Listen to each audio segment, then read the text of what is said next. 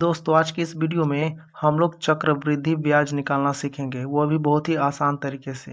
तो अगर आपको चक्रवृद्धि ब्याज निकालने नहीं आता है तो इस वीडियो को शुरू से लेकर अंत तक जरूर देखिएगा। इस वीडियो को देखने के बाद आपको सारा कन्फ्यूजन जो है खत्म हो जाएगा।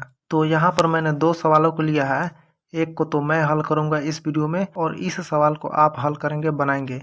हो सकता है आपको ये कठिन लग रहा हो, लेकिन इसको समझने के बाद आप इसे एकदम आसानी से बना सकते हैं। और हाँ, इस वीडियो में मैं आपको एक और तरीका बताऊंगा जिसकी मदद से आप बिना फॉर्मूला का यूज किए ही आप चक्रवृद्धि ब्याज निकाल सकते हैं। तो सवाल को हल करने से पहले सबसे पहले हम इसका सूत्र को जान लेते हैं कि इसका जो फॉर्मूला होता है वो क्या होता है। ठीक है, तो देखिए, जो चक्रवृद्धि ब्याज का जो फॉर्मूला होता है वो होता है ए बराबर पी, और यहाँ पर ब्रैकेट में यानी कोष्ट में 1 + r/100, और पूरे का घात जो होता है वो n होता है। अब हम बारी बारी से सबको जानेंगे कि ए पी एन आर क्या क्या होता है। ठीक है, तो देखिए सबसे पहले हम जान लेते हैं।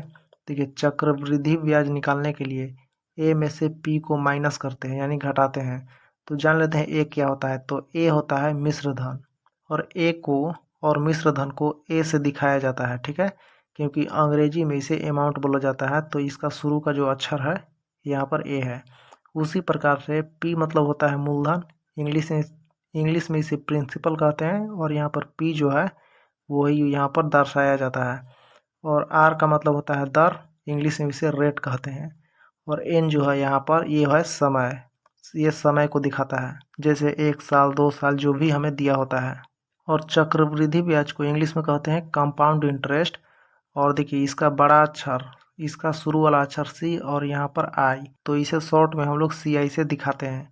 और देखिए इस फॉर्मूला से, इस सूत्र से हम लोग ए का मान निकालते हैं, ए यानी मिश्र धन। तो मिश्र धन निकालने के बाद उसमें से हम लोग मूलधन को घटा देंगे यानी पी को, तो हमारा चक्रवृद्धि ब्याज निकल कर आ जाएगा। तो चलिए यहाँ पर हम यहाँ पर सवाल को लगाते हैं। तो सवाल को हल करने से पहले सबसे पहले हम इसमें देखेंगे कि क्या क्या दिया हुआ है। जैसे कि यहाँ पर जो है हमारा समय दिया हुआ है, और यहाँ पर परसेंटेज में है यानी इसको हम लोग दर बोलते हैं। और ये हो गया मूलधन। मूलधन किसे कहते हैं? मान लीजिए आप पैसा कितना बैंक में जमा किए, मान लीजिए 6,000 रुपया, वो हो गया मूलधन। या फिर आप किसी को ऋण दिए यानी किसी को कर्ज दिए, उधार दिए 6,000 रुपया 10,000 रुपया, उसी को बोलते हैं मूलधन। ठीक है, हम मूलधन को हम लोग दिखाते हैं पी से। तो सबसे पहले हम यहाँ पर लिखेंगे कि पी बराबर कितना, 6,000 रुपये। आप यहाँ पर लिख सकते हैं मूलधन बराबर 6,000 रुपये। ठीक है, और देखिए परसेंटेज में है तो ये हो गया आर, तो आर का मान हो गया 10। और देखिए टाइम हो गया, यानी टाइम को हम समय को छोटा एन से दिखाते हैं, तो यहाँ पर हम लिखेंगे 2 वर्ष। तो अब हम लोग यहाँ पर सवाल को लगाएंगे। हम सबसे पहले यहाँ पर सूत्र लिख लेते हैं, ए बराबर पी और पूरे का घात एन। तो देखिए यहाँ पर देखिए ए लिखेंगे हम बराबर पी, पी हो गया 6,000 रुपये, तो हम यहाँ पर लिखेंगे सिर्फ 6,000, और ब्रैकेट में 1 + आर का मान दिया है 10, तो हम यहाँ पर 10 लिखेंगे, बट्टा में नीचे 100 हो गया, और एन का मान है यहाँ पर 2, तो हम यहाँ पर 2 लिखेंगे। अब आगे बढ़ते हैं, यहाँ पर हम लिखेंगे ए बराबर, तो देखिए यहाँ पर 10 और नीचे 100 है, तो आप यहाँ पर काट सकते हैं।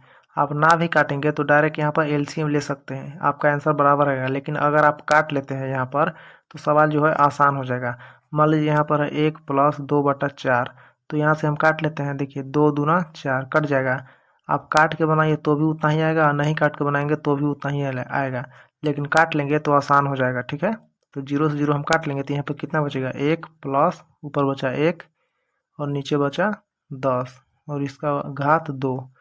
अब देखिए यहाँ से यहाँ हो जाएगा 6,000, और देखिए इसका हम लोग एलसीएम लेंगे। तो देखिए जब दो को हमको जोड़ना होता है और एक जगह पर 1 आ जाए, चाहे 2 आ जाए, चाहे कुछ भी आ जाए, नीचे कुछ नहीं होता, डायरेक्ट गुणा कर देते हैं यहाँ से यहाँ। तो देखिए 10 गुणा 1 कितना होगा, 10, और यहाँ जोड़ है तो जोड़ का चिन्ह देंगे, और ऊपर 1 है तो 1 लिखेंगे, और नीचे जो है वही हम लिख देंगे यहाँ पर। देखिए ए बराबर यहाँ से हो जाएगा 6,000।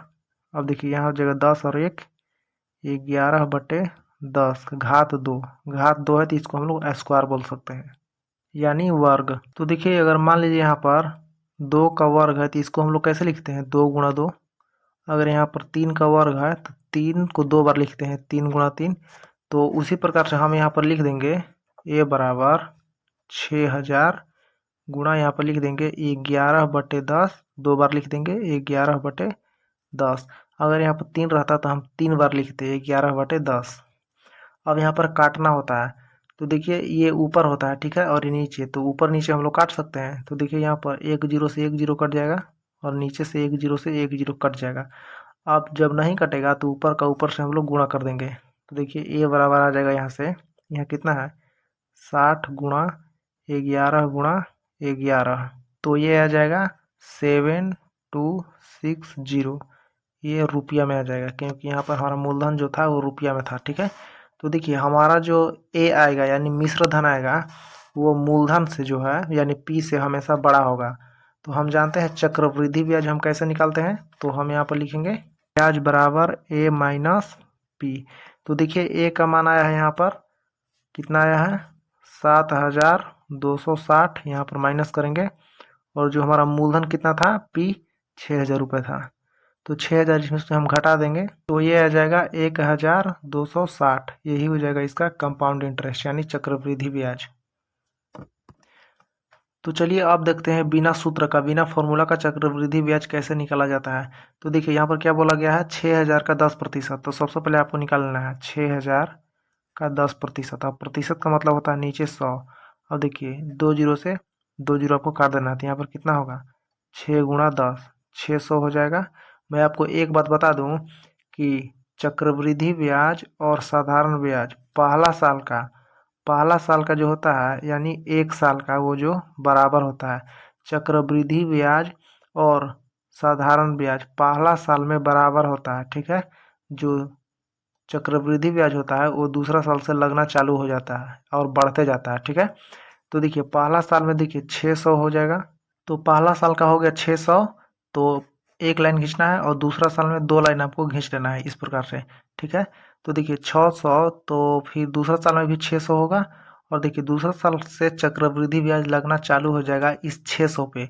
मतलब पहला साल में दोनों बराबर हो गया चक्रवृद्धि और साधारण ब्याज, और फिर आपको 600 लिखना है, मतलब 600 रुपया होगा, और इस 600 पे 10% फिर लगेगा, ठीक है। दूसरा साल में आपको ध्यान रखना है, दूसरा साल से चालू होगा, इस पर फिर से लगेगा 10%। तो आपको निकाल लेना है 600 का 10% कितना होगा।